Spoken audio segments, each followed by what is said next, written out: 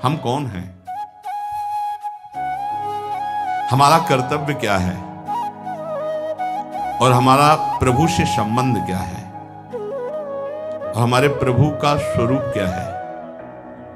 प्रभु, ये प्रश्न हमारे अंदर है। चैतन्य महाप्रभु जी, सनातन गोस्वामी जी ने प्रश्न किया, प्रभु हम कौन हैं, हमारा क्या कर्तव्य है, भगवान के साथ हमारा संबंध क्या है और भगवान का जिससे हमारा संबंध, उनका स्वरूप क्या है।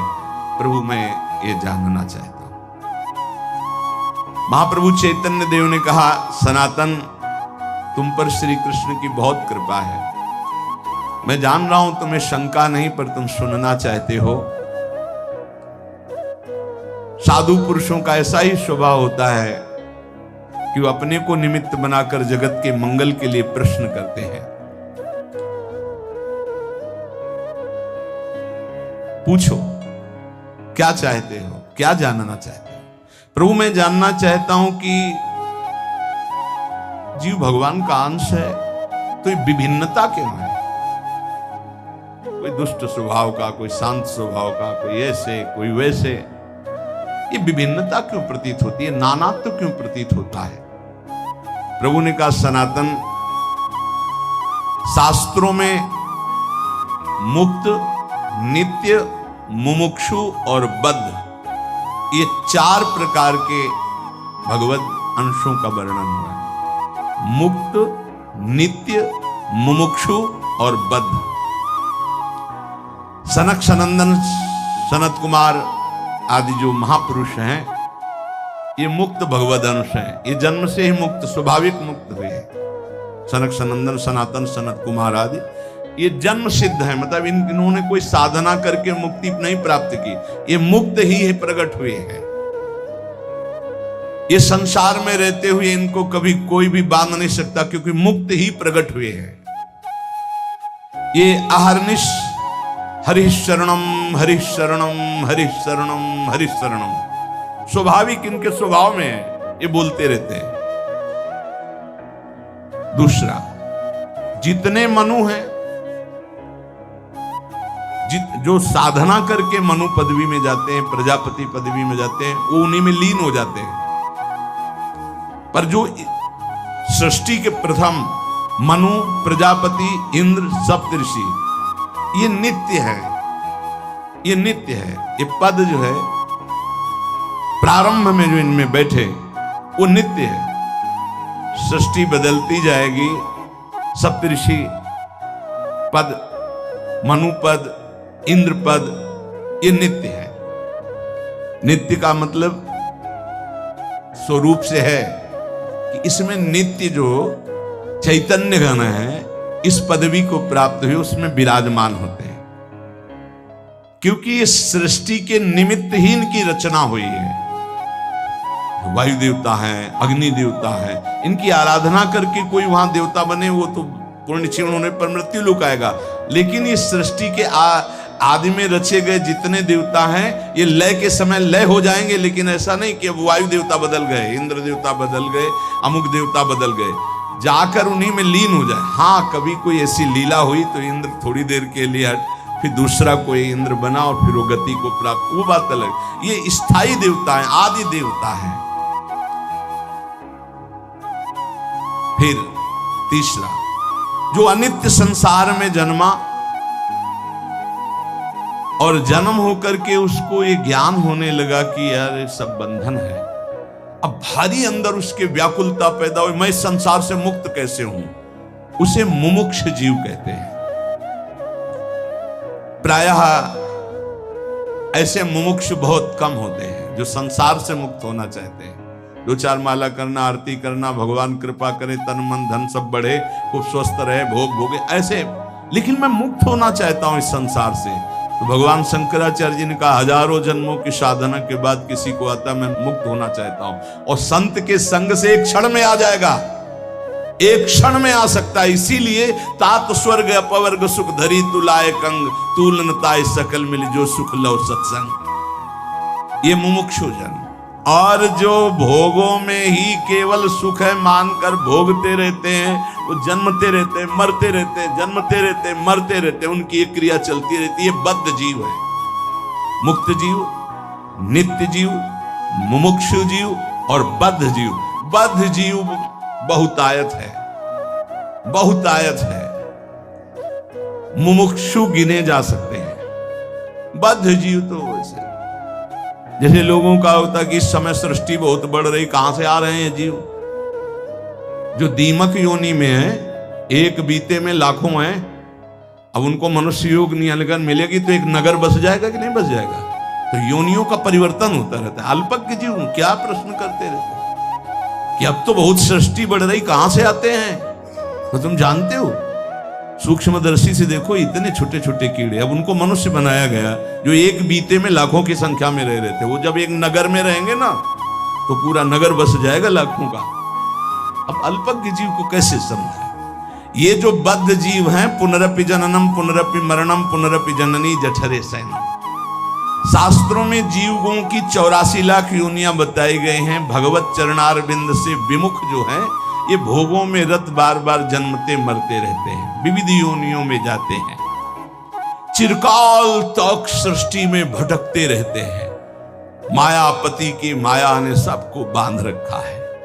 कभी उनको ऐसा सौभाग्य मिला कि साधु संग मिला तो मुमुक्षुता जागृत। जब द्रवहि दीन दयालु राघव तो साधु संगति पाइए।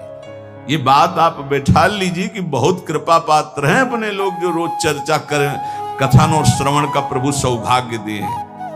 सनातन जी ने पूछा, प्रभु माया से छुटकारा कैसे मिलेगा? जीव जब माया के अधीन घूमता ही रहता तो उसके निस्तार का उपाय क्या है? प्रभु ने कहा, एक उपाय है, जब किसी महापुरुष के वचनों को कोई मानने लगता है, उनका संग मिलता है, तब वो मायापति भगवान की शरण में चला जाता है और उसकी माया से मुक्ति मिल जाती है। सनातन ने पूछा, प्रभु मायापति भगवान की शरण का मतलब क्या है, कैसे प्राप्त होगी? प्रभु ने कहा, भाई इसमें तो मुख्य केवल भगवान की कृपा ही है कि कोई भगवत प्रेमी मात संगस्तु दुर्लभ हो, लेकिन बिनु हरि कृपा मिले नहीं संता। भगवान की कृपा से देखो, जीव के कल्याण का प्रारंभ और पूर्णता संतों से ही होती है। अगर सत्संग मिल गया तो समझो बाजी मार गए, भगवान आप पर बहुत कृपालु हैं। अगर संतों के प्रतिभाव बन जाए, कभी कभी हवा चलती है, कभी दक्षिण की, कभी वाम की, कभी उत्तर की, कभी पूर्वाई की, चारों दिशाओं की चलती है। जैसे अनुकूल हवा चल जाए तो फिर सबको आनंद आने लगता है। तो ऐसे अनुकूल सी हवा चल गई प्रियाजू की, राधा राधा राधा राधा, निकल चलो, हवा बढ़िया। नाव में अगर अनुकूल हवा मिल जाए, खेवैया चतुर हो तो देर न लगे पार हो जाए। तो खेवैया है प्रिया प्रीतम, नाम रूपी नौका, और आप अपने सब बैठे हैं और भगवान की अनुग्रह रूपी हवा चल रही, निकल चलो, बढ़िया अवसर है। जब किसी पर भगवान की कृपा होती तो उसकी पहचान क्या होती? बोले उसे संतों की बात पर विश्वास होने लगता है और शास्त्र की कृपा उसके ऊपर बरसने लगती है। शास्त्र स्वाध्याय करने का मन होता है और फिर वो भगवान की कृपा मनाता है कि संत मिल गए, शास्त्र स्वाध्याय में रुचि हुई, नाम जप होने लगा। प्रभु आपकी बड़ी कृपा, वैसी कृपा कर दो कि हृदय निर्मल हो जाए। ये काम क्रोध लोभ मोह प्रभु आपसे विमुख, वो प्रार्थनाएं करने लगता है। बिल्कुल ऐसा ही है। एकांतिक में दृश्य आते हैं, प्रार्थना शुरू हो जाती है। सनातन ने कहा, प्रभु मैं जानना चाहता हूं कि जीव प्रभु से विमुख होकर क्यों योनियों में भटकता है? पृथ्वी में तो हमने ऐसे वैभव भोग ऐश्वर्य देखे सब, पर प्रभु किसी में शांति नहीं, दुख ही दुख है। स्वर्गलोक में भी तो नाम मात्र का केवल दिखावटी सुख है, बाद में फिर मृत्यु लोक। प्रभु अंतिम शांति कहां जाकर मिलती है? प्रभु ने कहा, सनातन चींटी से लेकर ब्रह्मा तक सब मायाबद्ध है, माया में बंद। स्वर्ग क्या ब्रह्मलोक तक शांति नहीं, परम शांति तो प्रभु श्री कृष्ण के चरणों के चिंतन में, नाम कीर्तन में, नाम जप में है। किसमें परम शांति है? प्रभु श्री कृष्ण के चरणों के चिंतन में, नाम जप में, नाम कीर्तन में। बोले ये भोग ले तो चित्त शांत हो जाएगा। अरे त्यागात शांतिरनंतरम, भोगात शांतिरनंतरम नहीं है। सनातन ने कहा प्रभु ब्रह्मा जी तो भगवान के स्वरूप है, फिर आपने कहा चींटी से ब्रह्मा तक मायाबद्ध है, उनको तो सुना है वो चराचर जगत के ईश्वर, उनको क्या दुख है, वो तो संपूर्ण जगत को उत्पन्न करने वाले स्वामी हैं। चैतन्य महाप्रभु ने हंसकर कहा कि भगवान तो श्री कृष्ण चंद्रजू हैं, आपको अभी पता नहीं, न जाने कितने असंख्य ब्रह्मांड हैं और असंख्य ब्रह्मांडों में असंख्य ब्रह्मा हैं, अलग अलग मुख के। गर्ग संहिता में वर्णन हुआ, जब अपने यहाँ के ब्रह्मा जी गए तो एक सखी प्रकट हुई। क्या विनय है, कहां से आए हो, किस लोक के ब्रह्मा हो? तो बोले और लोक के भी हैं। बोले तुम तो 4 मुख वाले हो, देखो उधर लाइन खड़ी, कोई 100 मुख का, कोई 1000 मुख का, कोई 10,000 मुख का, ऐसे ब्रह्मा है अनंत ब्रह्मांडों में। ब्रह्मा जी की खोपड़ी काम नहीं की कि हम तो समझ रहे थे पूरे ब्रह्मांड के ईश्वर हम ही हैं। न जाने कितने नारायण भगवान की लाइन लगी हुई थी, कोई इतनी भुजा वाला, कोई इतनी भुजा वाला। असंख्य ब्रह्मांडों में असंख्य रूपों से हरि ब्रह्मा महादेव के रूप में असंख्य ब्रह्मांडों का एक रोमकूप में करोड़ ब्रह्मांड। अब तुम्हारी बुद्धि कैसे काम करेगी, कैसे काम करेगी? तुम्हारे रोमकूप में एक सरसों नहीं टिक सकती है, और श्री कृष्ण के रूप में ब्रह्मांड निकाया निर्मित माया रोम रोम प्रति वेद कहें, और तुम श्री कृष्ण का अनुगमन करना चाहते हो। कैसे कैसे लोग, भगवान ने किया, हम यही कहते हैं। श्री कृष्ण ने इतनी 1000 गोपिकाओं के साथ रास किया। श्री कृष्ण सबकी आत्मा में, वही सब रूपों में विराजमान। चलो गिरिराज जी का एक शिला उठाओ छोटी सी, और 7 घंटे से धारण कर लो, 7 दिन 7 रात 21 किलोमीटर के जो अब हैं उन गिरिराज जी को। उस समय तो और भी बड़े थे, तिल तिल रोज घटते चले जा रहे। भगवान की लीलाएं सुनो, भगवान का नाम जप करो, हृदय पावन हो। ये उद्दंडताएं छोड़ो, नहीं तो पीट देगी माया। मायापति है, वो इशारा कर दिए कि देखो बहुत ही चालबाज बन रहा है, तो बोले बच्चा तो हमारा ही, अबे ठीक करके मैया मार पीट के चला देगी होश में। तो कह रहे हैं ब्रह्मा पर्यंत सब बंधे हैं, एक एक रूम कूप में करोड़ों ब्रह्मा। दावानल में जब आग लगी, ऐसे मुंह में पी गए श्री कृष्ण, इसमें माखन मिश्री खाया, उसी में ग्वाल वालों की प्राण रक्षा के लिए भीषण जंगल की दावानल को भगवान एक क्षण में पी गए। तो कोई आश्चर्य थोड़ी, यहीं से अग्नि का प्रादुर्भाव हुआ। ब्राह्मणो समुखमासीत बाहु राजन्य कृता, जैसे ये चतुर्वर्ण, ऐसे ही भगवान की मुख से अग्नि का प्रादुर्भाव हुआ, मानो अपने स्थान पर अग्नि को रख लिया।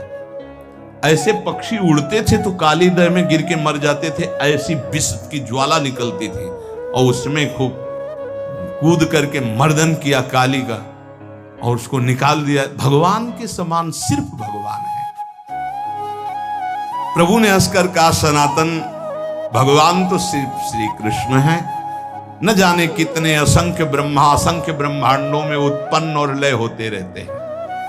सनातन जी ने कहा प्रभु आप कैसी बात कर रहे हैं, संपूर्ण ब्रह्मांडों के ईश्वर ब्रह्मा जी तो अकेले हैं, ब्रह्मा असंख्य में मेरी बात समझ में नहीं है, इसे समझाने की कृपा करें।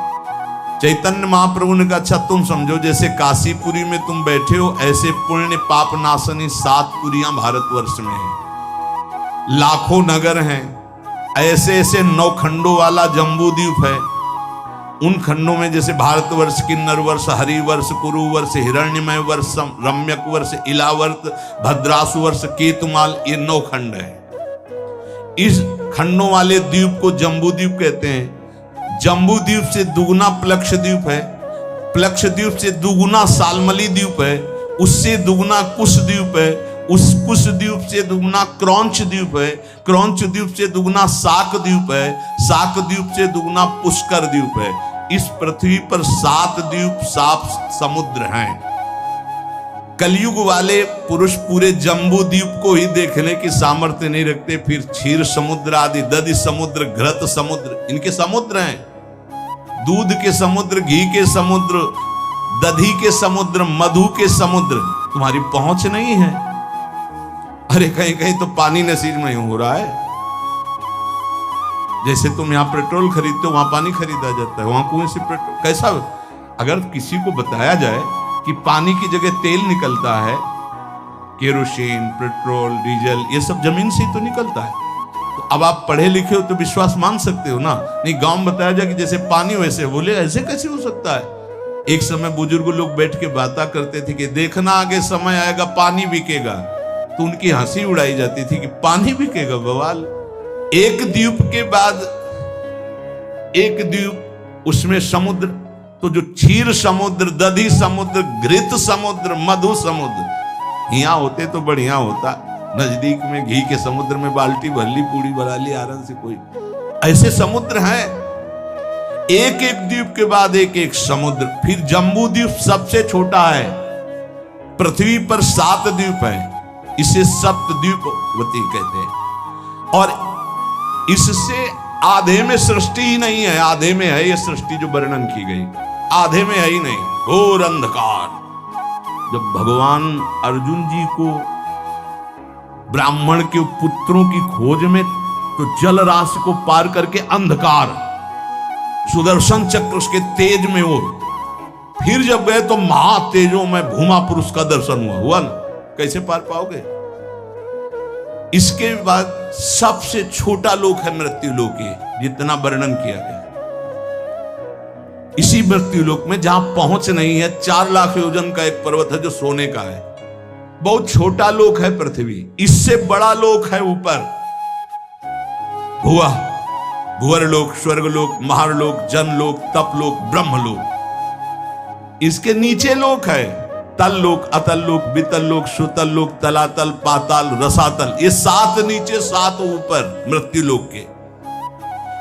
इन प्रत्येक लोकों में छोटे छोटे लोक हैं। जैसे इस मृत्यु लोक में जम्बू द्वीप और अन्य द्वीपों की, और ये सप्त द्वीपमयी पृथ्वी में जितने में वास है दैवी संपदा के सिद्ध लोग, जहां कहीं कहीं जा सकते हैं। देखो हिमालय में है कुछ सीमा, उसके आगे आप नहीं जा सकते। ऐसी आधी भूमि पड़ी हुई है जो घोर अंधकारमयी है। और पूरे इस भूमंडल में अमेरिका और कितना सब ऐसे नहीं, ऐसे एक लोक है स्वर्ग, जो मृत्यु लोक से, पृथ्वी लोक से कई गुना बड़ा है। उसमें कई विभाग हैं, गंधर्व लोक, अप्सरा लोक, ये लोक, वो लोक। स्वर्ग में असंख्य ऐसे लोक हैं। जैसे अपने गणना लगावे तो बोले अमुक देश, अमुक देश, अमुक देश, ऐसे लोक हैं स्वर्ग लोक में। ये जो रात्रि में तुम्हें तारे दिखाई दे रहे हैं, ये सब लोक का प्रकाश है। लोक हैं, बहुत बड़े बड़े ये तारे हैं, बस यहां से छोटे छोटे दिखाई देते हैं। ऐसे असंख्य तारे, वो असंख्य लोक स्वर्ग लोक में। अब इसके ऊपर जब बढ़े तो जनलोक, तपलोक, महारलोक, ये सब तो स्वर्गीय लोक में जैसे चंद्रलोक, सूर्यलोक, अग्निलोक, वायुलोक, ऐसे अलग अलग लोक बसे हुए हैं देवताओं। इतना विस्तार भगवान का है। ध्रुवलोक, असंख्य लोक, और सब अपने अपने प्रकाश से प्रकाशित। लाखों करोड़ों असंख्यों सूर्यों जैसा प्रकाश उन लोकों में हो रहा है, स्वाभाविक तेजोमय। उसे कहते स्वर्ग लोक। स्वर्ग के लोक के ऊपर जो है महारलोक, इसमें सब बड़े बड़े तपस्वी ब्रह्म महात्मा जो ब्रह्मानुभूति कर, कोई जनलोक में, कोई तपलोक में, कोई ब्रह्मलोक में, ऐसे नीचे के। और भी एक लोक तो बीच में है जिसका नाम नरक लोक है। ये नरक भी एक प्रकार का नहीं है, लाखों प्रकार के हैं। ऐसे 14 लोकों का तुम्हें वर्णन किया, इसे कहते हैं एक ब्रह्मांड। ऐसे भगवान के एक रूपकूप में करोड़ों ब्रह्मांड श्री कृष्ण की समानता करेंगे। श्री कृष्ण ने ऐसा किया। ब्रह्मलोक सबसे ऊपर ब्रह्मा जी विराजमान है। ऐसे हर ब्रह्मांड, सबसे छोटा ब्रह्मांड ये, इससे बड़े ब्रह्मांड, इससे बड़े ब्रह्मा। जब विराट रूप दिखाया ना श्री कृष्ण ने, तब कांप पड़े अर्जुन, जिनको कहते थे अरे यार सखा कृष्ण, ऐसे शब्द उच्चारण करते थे, हमारे दोस्त हैं श्री कृष्ण। और जब विराट रूप दिखा, तुमादि देवा पुरुषा पुराणा तुमस्य विश्वस्य परम निधानम वेत्तासि वेद्यम परमं च धामो त्वया ततं विश्वमनंत रूपम वायुर्मोऽग्निर्वरुणः शशांका प्रजापतिस्त्वं प्रपितामहश्च नमो नमस्तेस्तु सहस्रकृतव्या पुनरस्य भूयोऽपि नमो नमस्ते। कांप रहे, अरे प्रभु आप कौन हैं? बोले मैं बड़ा हुआ काल हूं। थर थर कांप रहे, गांडीव धनुधारी अर्जुन। प्रभु अपने रूप का स्मरण करो, मेरी सामर्थ्य नहीं मैं देखूं। ये है से श्री कृष्ण, इनको ललित त्रिभंगी केवल बंसी वाला समझते हो। ये बंसी वाला ऐसा नहीं, ये काल का भी काल है। बहुत कृपा है जो ऐसा ठाकुर हमारा है। ये कोई छाती ऐसे नहीं गरजती, ये हमारे जीवन धन, हमारे प्राण धन। जहां काम न चलता था तीर और कमानों से, विजय नटवर की होती है वहां बंसी की तानों से। गजब की बांसुरी बजती थी वृंदावन बसैया की, करूं तारीफ मुरली की या मुरलीधर कन्हैया की। एक कन्हैया ऐसा नहीं है, अगासुर बकासुर को एक घूंसे में। आप ऐसे स्वामी के सेवक हैं, विश्वास कीजिए। ये केवल माखन मिश्री खाने वाला नहीं है, नहीं, ये जहर को भी बहुत आराम से पी करके पचा लेता है। पूतना के स्तन में लगा हुआ काली दह का भी, आग को भी पचा लेता है। स्वामियों का भी स्वामी है। जब समझ में आ जाएगा तुम किसके दास हो ना, कभी उदास नहीं होगे, छाती फूली घूमेगी, गर्भ में रहोगे। हम श्यामा श्याम के ऐसे खिलवाड़ मत समझो। अनंत ब्रह्मांड जय श्री हरिवंश करत अपनो जस प्रगट अखिल ब्रह्मांडन, यही है जो अखिल ब्रह्मांडों के स्वामी हैं।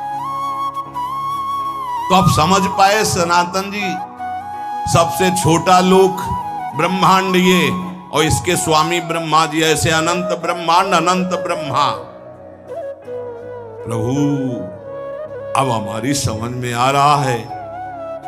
पर ये आपने कहा ब्रह्मा जी को भी डर लगता है, तो ब्रह्मा जी को किससे डर लगता है? तो बोले ब्रह्मा जी की भी अपनी 100 आयु है, अपने वर्ष की 100 वर्ष की है ब्रह्मा जी की आयु। प्रभु ब्रह्मा जी की अपनी आयु का मतलब क्या है? क्या हमारे वर्ष से ब्रह्मा जी के वर्ष में अंतर है? प्रभु ने कहा अच्छा तुम हिसाब लगाओ। बहुत समय का वर्णन। जो किसी प्रकार ना दिखे, जिसके किसी तरह भी विभाग ना हो, उसे अणु कहते हैं। जिसका विभाग न किया जा सके अणु कहते हैं। 2 परमाणुओं का एक अणु होता है, 3 अणुओं का एक त्रिश्रेणु होता है। त्रिश्रेणु झरोखे में जब सूर्य की किरणें आती है, जो छोटे छोटे उड़ते दिखाई देते हैं, उसे त्रिश्रेणु कहते हैं। वो इतना हल्का होता है कि कभी पृथ्वी में गिरता ही नहीं, वो उड़ता ही रहता है, वह घूमता रहता है, केवल सूर्य के झरोखे में दिखाई देता है। देखा होगा ऐसे छोटे छोटे कण। जितनी देर में 3 त्रिश्रेणु ऐसे, उसे त्रुटि कहते हैं। 1 2 3 जैसे त्रिश्रेणु हो, एक बिंदु एक बिंदु एक बिंदु, पहला वाला 2 को क्रॉस कर पावे थे, उसे त्रुटि समय को कहते हैं। ऐसी 300 त्रुटियों का एक बोध होता है, और 3 बोध का एक लव समय माना गया है, और 3 लव का एक निमेष, निमेष कहते पलक झपकने को। ये लव के 3 जोड़े जाए तब निमेष होता है। 3 निमेष का एक क्षण होता है।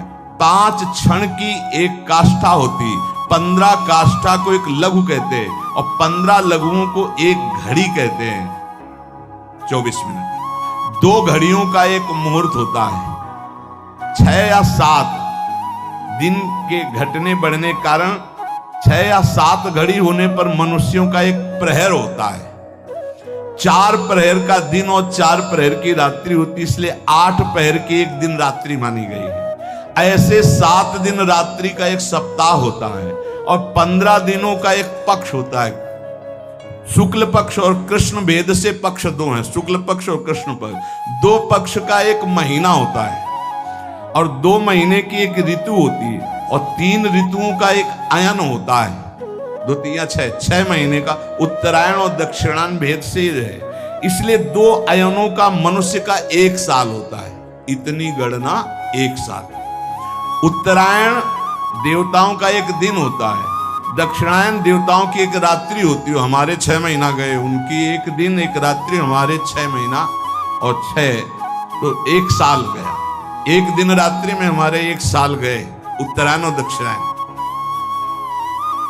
और जिसे हम वर्ष कहते हैं देवताओं का 1 दिन होता है। देवताओं के 24 घंटे, हमारे 1 साल। देवताओं के 360 दिन का एक देव वर्ष होता है।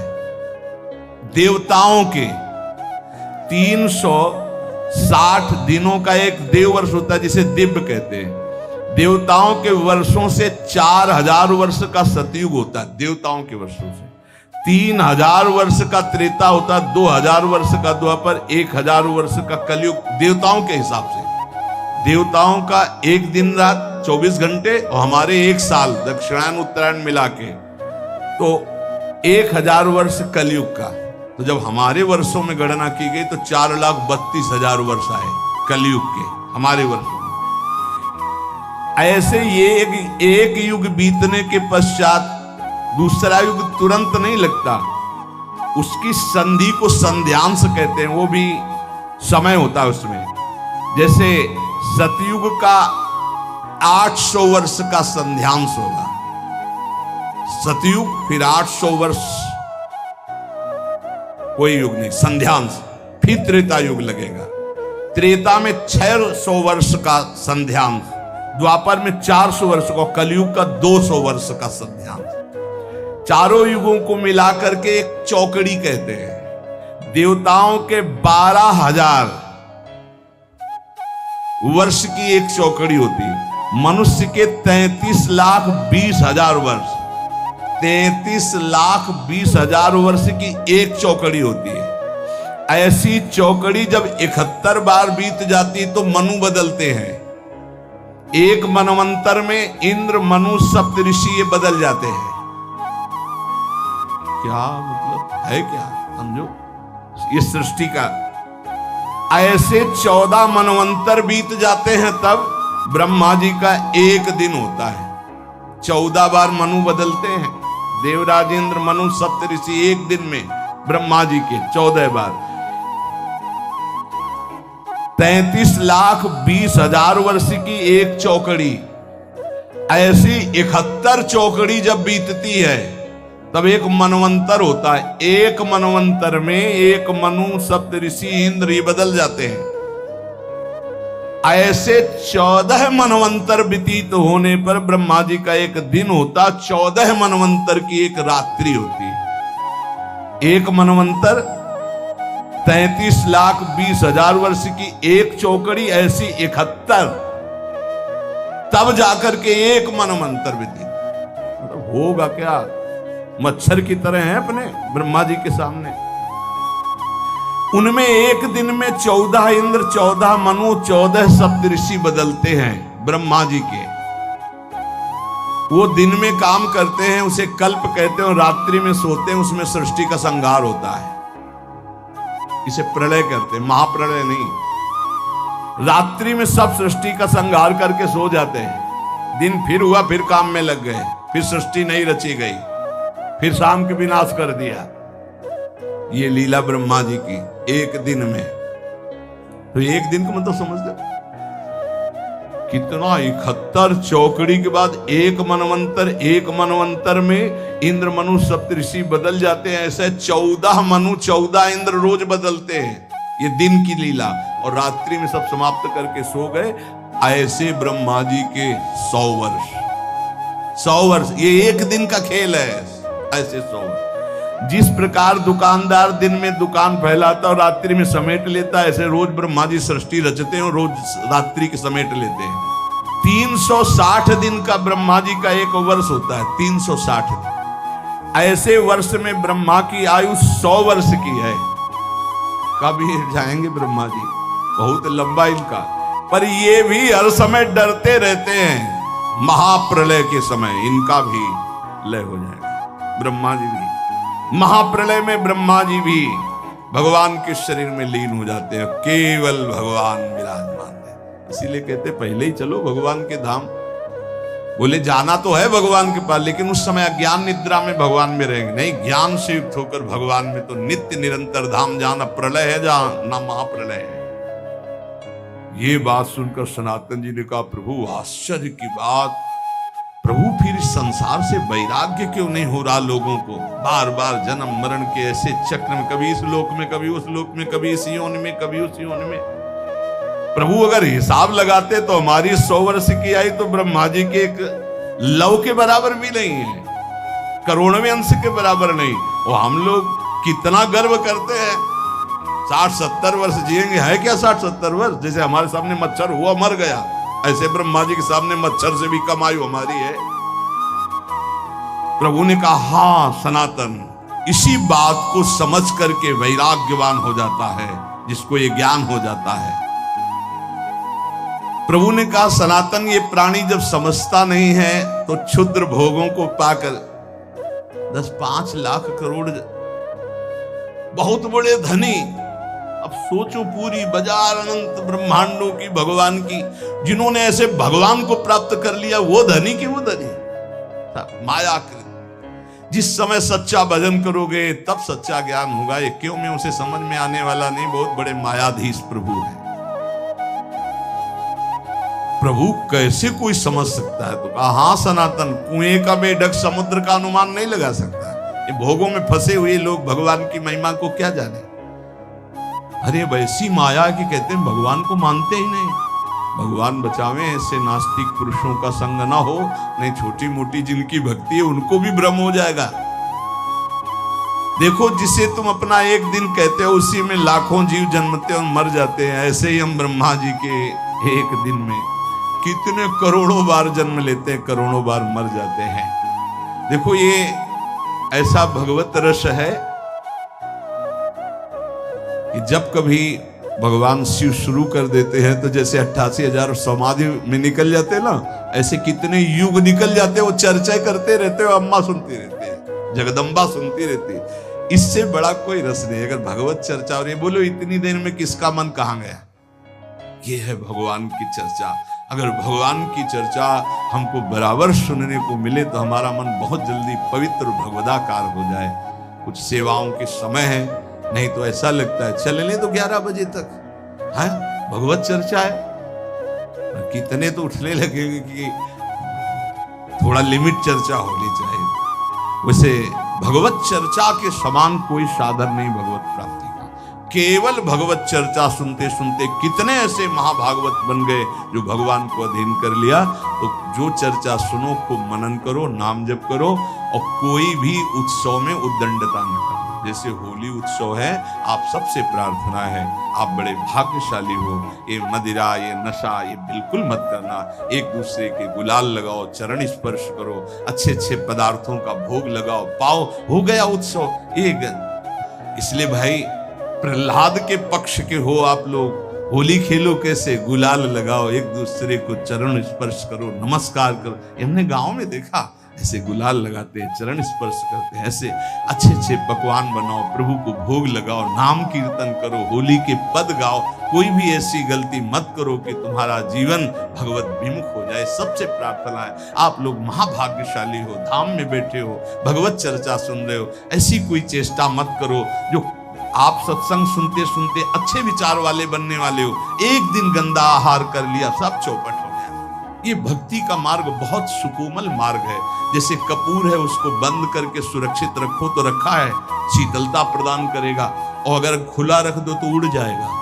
अगर तुम अपनी इंद्रियों को खुला कर दोगे, एक गलती कर दोगे तो भक्ति उड़ जाएगी, श्रद्धा उड़ जाएगी। इसलिए सबसे प्रार्थना, अच्छे आचरण, अच्छा भोजन, अच्छा विचार, अच्छा व्यवहार, खूब नाम जप, तो इस माया प्रपंच से मुक्त होकर भगवान के निज धाम में चले। जो इतने महिमाशाली भगवान, वो हमारे प्राणनाथ हैं, वो हमारे जीवन धन हैं, वो हमको बुला रहे हैं, तभी हमें संग प्राप्त हुआ है।